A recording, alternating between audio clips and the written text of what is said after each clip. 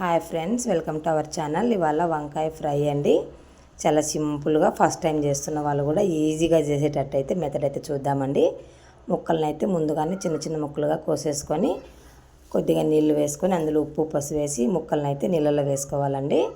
ఈ లోపు అయితే బాండి పెట్టుకొని కొద్దిగా ఆయిల్ వేసి ఆయిల్ హీట్ అయిన తర్వాత ఒకటి చిన్నదండి ఆనియన్ అయితే వేసానండి.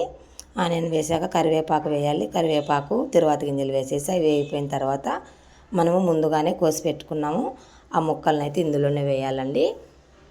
కడిగేసుకున్న ముక్కలు ఇందులోనే వేసుకుంటే సరిపోతుందండి. మనకేం పైగా నీళ్ళేం అవసరం లేదండి. చాలా బాగా మెత్తగా క్రిస్పీగా ఉంటాయండి వంకాయ ముక్కలు. చుక్క నూనెతోనే సరిపోతుందండి. పై నీళ్ళేం వేయాల్సిన అవసరం లేదు.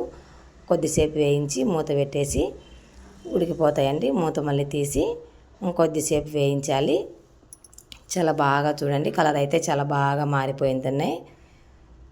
కొద్దిసేపు ఇలాగే వేయించాలండి. మూత తీసినాక కొద్దిసేపు వేయించి మరి మూత పెట్టి మరి కొద్దిసేపు అయితే అలాగే సిమ్లో పెట్టి ఉడికించాలండి. చూడండి, గోల్డెన్ కలర్ వచ్చేస్తున్నాయి మనకు. మళ్ళీ కూడా మనమైతే కలబెడుతూ ఉండాలండి అప్పుడప్పుడు మూత తీస్తూ, లేదంటే అడుగంటుతాయి కదండి. చూడండి సాఫ్ట్గా ఎంత బాగా ఉడికిపోయాయో వంకాయ ముక్కలు. నీళ్ళు అయితే అవసరమే లేదండి.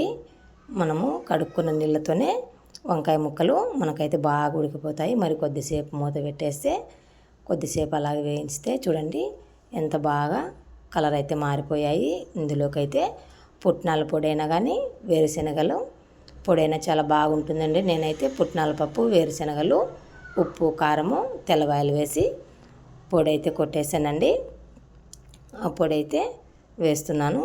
మామూలుగా అయితే పుట్నాల పప్పు అయితే ఒకటి వేయనండి, రెండు అయితే కలిపైనా వేస్తాను. చాలా బాగా టేస్ట్గా ఉంటుందండి. ఫస్ట్ టైం మా ఛానల్ చూస్తున్నట్టయితే సబ్స్క్రైబ్ చేయండి. బాయ్ అండి.